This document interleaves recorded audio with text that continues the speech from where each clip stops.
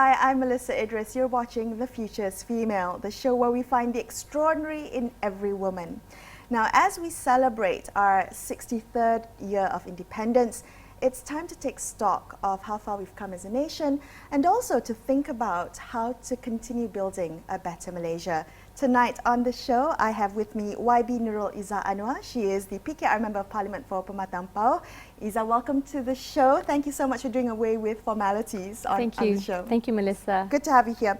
Now, I want to talk a little bit about this better Malaysia beyond platitudes, right? Yeah. When you think of a better Malaysia, what is it that you think of? What is it that you are working towards? So I believe that, you know, we have a beautiful country, but of course we're constantly trying to maximize and fulfill our greatest and deepest potentials.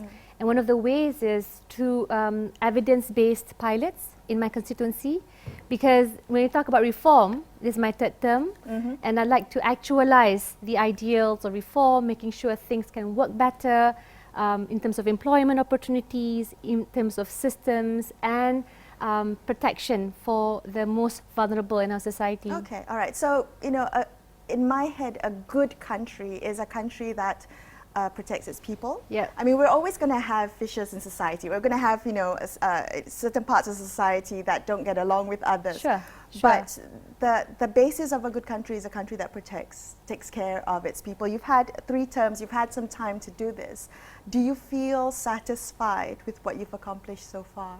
So of course, you know, you're never satisfied. You're always trying to achieve and improve and evolve as a person, as a leader, as a mother. And I think, you know, being in the opposition, especially in Lembah Pantai, I call it my first love, it really helped me understand the limitations of a legislator in a system that deeply penalizes the opposition. So, you know, it provides you the drive.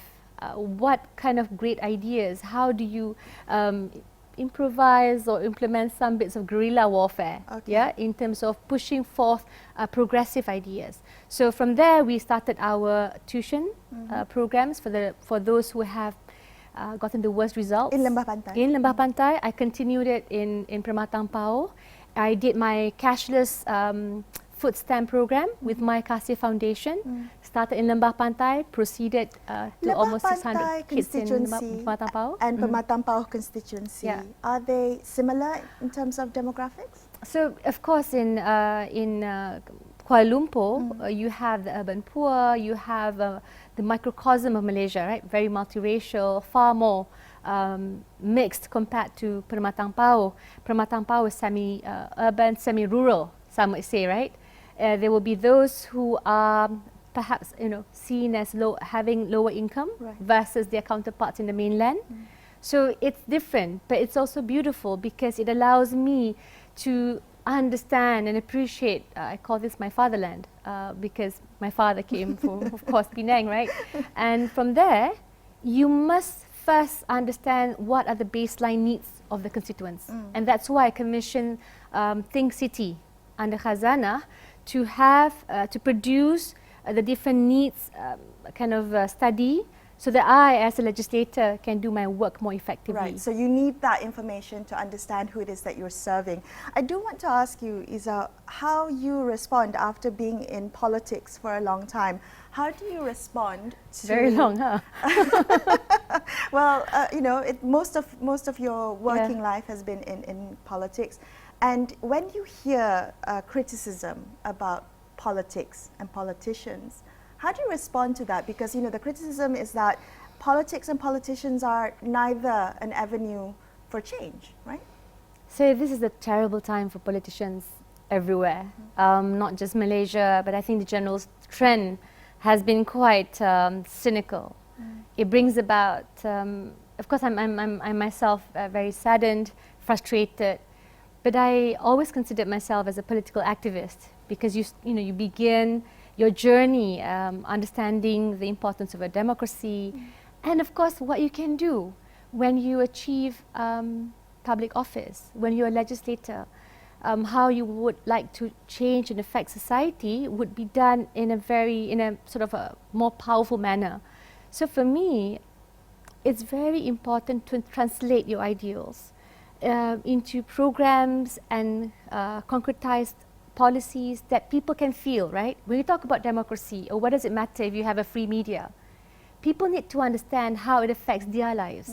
So when we decided to embark on this multidimensional poverty index pilot, it's because we're trying to say, if you talk about future-proofing Malaysia, how can you do so when you don't have a way to future-proof the measurement of deprivation faced by people on the ground? Right. Okay. So that's what I feel most passionate about, that they understand we have to utilize our role to empower not just ourselves, because I wouldn't have the answers to everything, but brilliant minds from University Malaya, economists, professors, collaborating with them to to sort of exact change on the ground. Are you seeing a lot more of this collaboration? Because again, politics alone, politicians alone cannot be an avenue for change alone. It has to be in collaboration with actors in society already, working to make that difference. Are you seeing more of that? You're absolutely right. I think so, because even in the courses in universities, talking about MIT pre-COVID, there's a lot of integration, different disciplines coming together. Even the best projects will always be unearthed from collaboration between engineers and doctors. So definitely in politics, I mean, politicians must be forced to implement policies and programs that are evidence-based, that inculcate and utilize the best brains and experts who rightly should decide on what's to be done. That's not been our historical track record? Partly, of course, there is. I must say, the fact that we're enjoying, alhamdulillah, somewhat good results from management of COVID is due to the frontline healthcare professionals in Kementerian Kesihatan Malaysia. And evidence-based policy. Evidence-based, trust the science. Trust the science. Okay. All right. We're going to take a quick break, Izzah, but after this, I do want to come back and talk about the importance of women representation in politics, why it's important to have more women voices doing the policies that you talked about. We're going to be right back on The Future's Female. Stay tuned.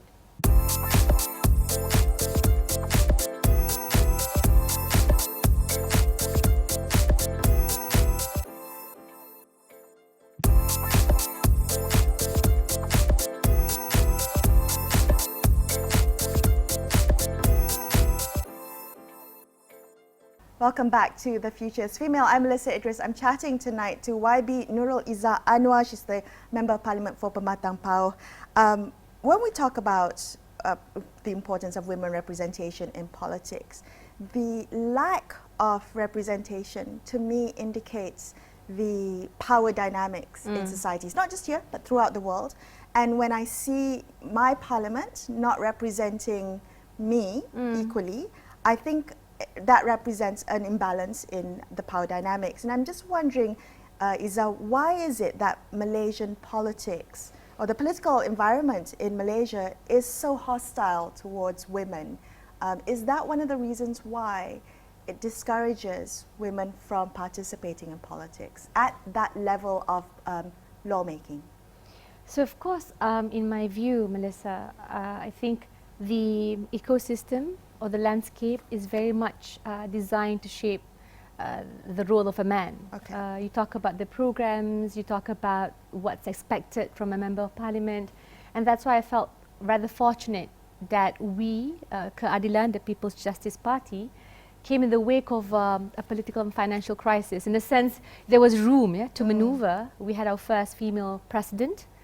We also allowed our female wing, Wanita Keadilan, to sort of have its own independence. They pushed for 30% representation of female candidates in the party, and a lot of policies we could rather decide on an independent basis. So that formed kind of the strength and the image and identity of the party, which also helped me, because you saw it represented. You have to work on it, like everything, but at least, automatically we had female heading divisions in different states, including in Kedah. So that helped, right? But you need to work on it. When you trying to create a culture, it requires everyone's support. Right. So in terms of the training, in terms of the engagement, it also requires male leaders to respect and understand the role of a woman. I was campaigning in Sarawak in the previous state elections. I remember I was breastfeeding my son.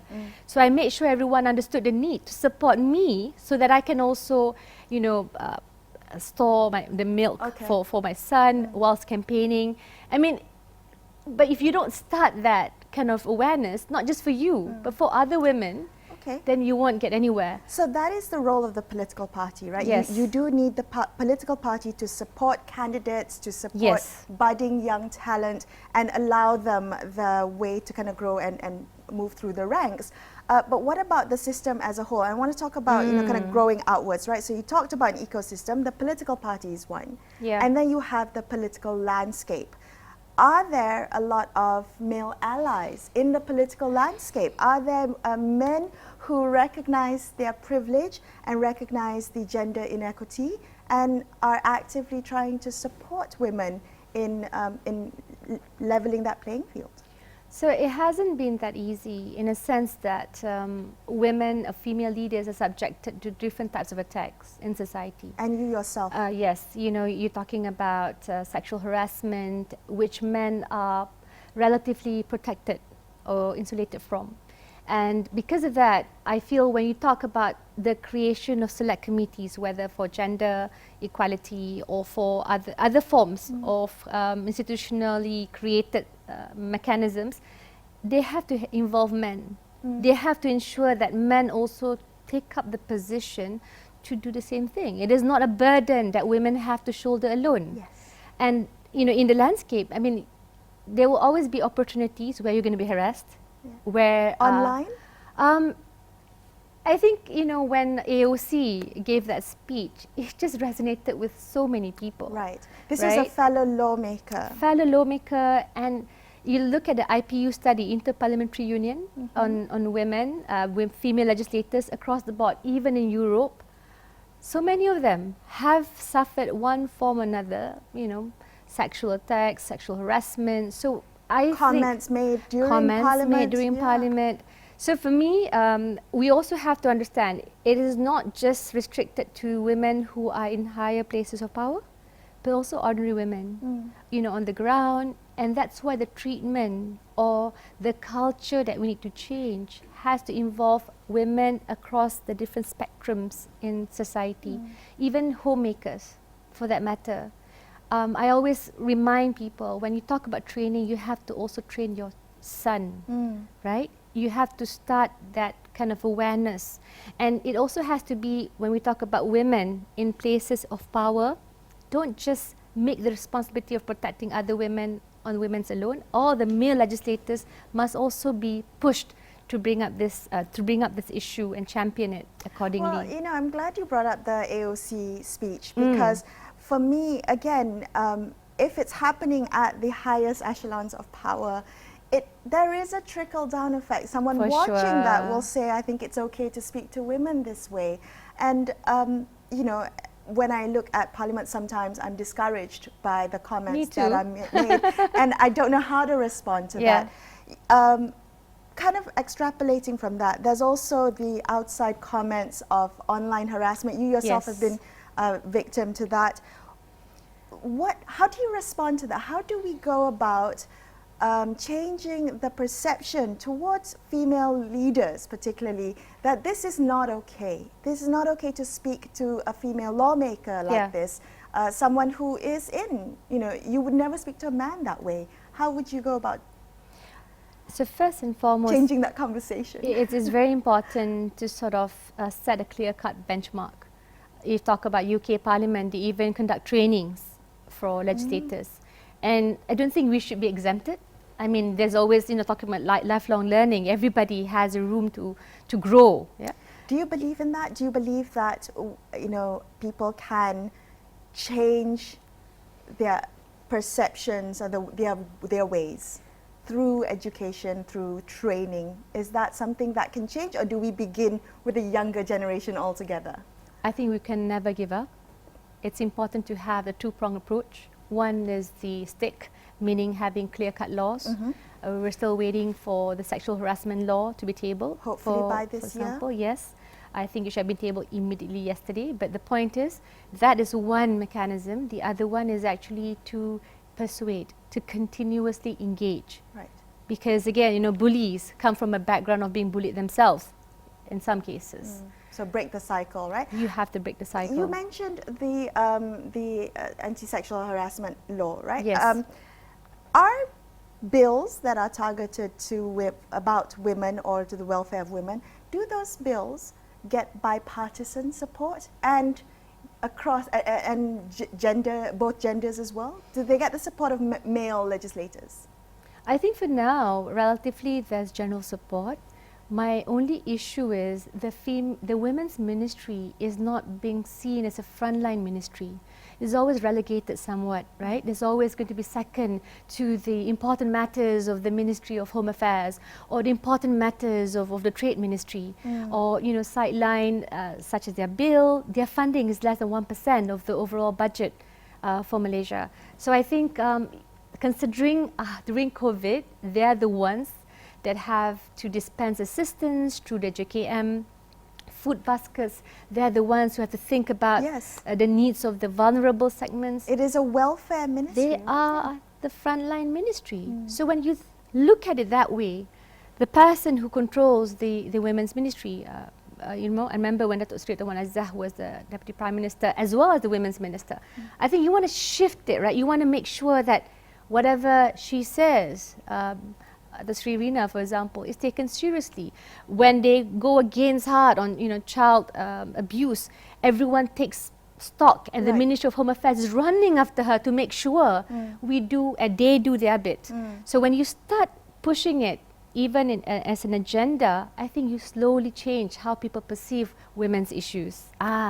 Women's issues, rather than no, these are societal issues. Yes, the welfare issues of society. For sure. Okay, another quick break, but we'll continue our conversation with YB Izzah in just a couple of minutes. Stay tuned to The Future's Female.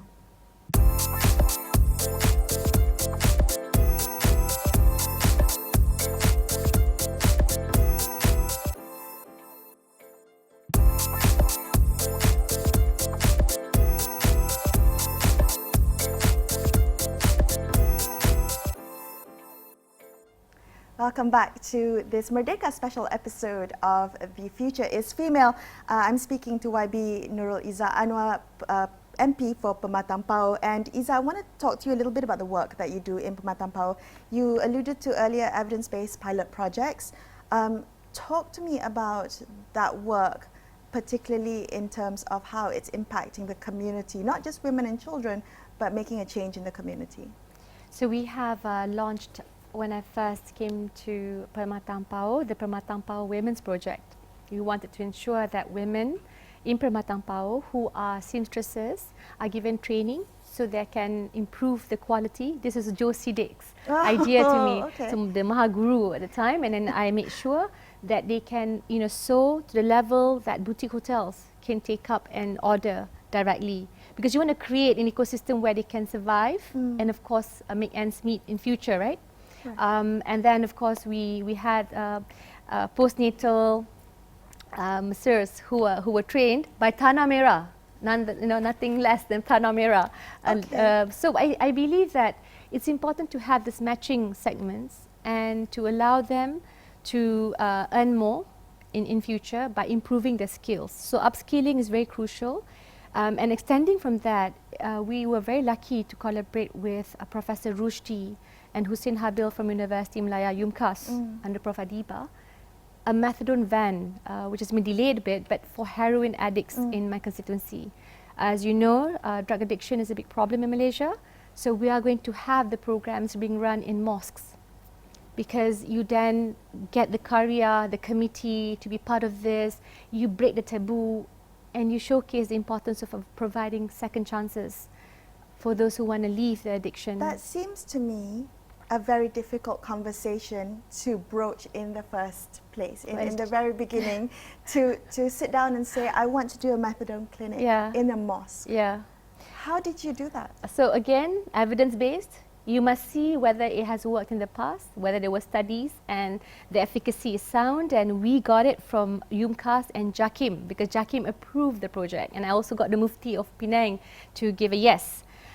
So it was delayed because of COVID, but inshallah, God willing, we're going to continue as soon as we get the necessary funding approved. And of course, the second segment is the multidimensional poverty index. But I go back to evidence-based. You know, it's not coming from my brilliant mind. It comes from the fact that it's worked before. 89% success rate in University Mosque. And of course, you do need the acceptance and support from different stakeholders. You mentioned earlier, it's not just a politician, it's the Mufti, it's the Qaryah. And then from there, of course, it's also to encourage others, you know, to live a healthier life. And if you have problems, for example, with your mental situation of stress, then we have the head of psychiatry to manage the project. Does all of this require time? I mean, these are projects aimed to improve the quality of living, the livelihoods of your constituents. You are a 3-term MP. Is that what is required? The time to truly understand the problems on the ground, the time to convince people to come on board to some of these somewhat controversial ideas? Is that what is needed for legislators? So when they're at the, you know, when voters are at the ballot box, they're thinking, should we give them more time? Is that what it is? Well, people have said that I should be more a politician than what I'm doing right now. Than a political activist, as you called yourself? I guess. But I do believe, like, for example, this methadone program or the cashless food stamp assistance, which has served children and women in my constituency, and the multidimensional poverty index, it also drives home the need to produce solutions on the ground. What did you mean by that? By I should be more of a politician? People have said I should be more of a politician. I guess everyone's trying to avert the danger of being a populist. Because look at politics around the world. It's just quick sound bites. It's really promises of the sun, the moon and the stars. But I don't know, I feel that, like Safia, my eldest, always tells me, you know, Mama, it's a 5-year kind of job contract. So in those 5 years, I need to make sure in the first year what we can achieve, but I also want to empower our best. The professors, like Professor Fatimah Kari, she's the foremost economist studying poverty for years. She did work in Hulu Terengganu, in Krian. I just feel like, you know, I'm so privileged having her to agree to work on this, right? So for me, we don't have much time. You know, we need to future-proof the country, and that's why we need to have the ability to empower those who are smartest with the best solutions. And if you fail to do that, you're not a very good legislator, are you? Or politician. So I hope we're going to have a report for all these pilots, and we will more, you know, than willing to share this with everybody, because it should be replicated everywhere. Are you working? Is there bipartisan work? For this seems like work that will benefit communities. Are you working with politicians on the other side of the aisle? So I met Tokpa, Minister in the Prime Minister's Department, to explain about my multidimensional poverty index. For sure, and I remember there's a ROSE project, and if you know this, under PPUM, Professor on cervical cancer, cervical cancer screening. So we have 400 women in Permatang Pauh who run the test. But I made sure, and they're also working with members of parliament across the board, right? Because you want to have support not just from keadilan, but also from other legislators, from even the government of the day. And I think it's important because these projects have to be protected from any extreme political jingoism. So I believe, you know, no matter what happens, you know, you must preserve your project because people's lives are at stake. So to ensure the longevity of it, so you can track the record, have you always been an evidence-based politician? I try to be. Has that always been your philosophy? I believe so. You know, Batterjee and Duflo, the winners of the last year's Nobel Prize in Prize. Economics. I followed them since Poor Economics, the first publication. Okay. So I feel that this is the great thing because, you know, providing charitable assistance or doing work on the ground, you can't just do that to make yourself feel good. Right. You have to make sure it works, that people's lives on the ground actually improve from the start, you know, at the end from the start. So I think if you talk about even a lot infrastructure projects, there has to be a post-mortem element. How effective was Yes, this been of in course. bringing about change? Perhaps sometimes you give mosquito nets and that's not what they need. You know, so, you know, bear in mind it does work. I'm just saying that. We should be accountable and have a look You're at more the modern, traction. you're talking about 21st century, you're talking about 2020. Heck, you got to measure poverty in a more modern and effective way. Well, it's been such a pleasure talking with you. Thank you Thank so you for much for having coming on the me. show and sharing some of the work that you've been doing. I'm Melisa Idris, and that's all the time we have for this episode of The Future is Female. I will be back next week for another episode. Thank you so much for watching, folks. Selamat Hari Merdeka, everyone. Yeah, Selamat Hari Merdeka. Selamat Hari Merdeka. And here's to a better Malaysia. Inshallah. Good night, folks.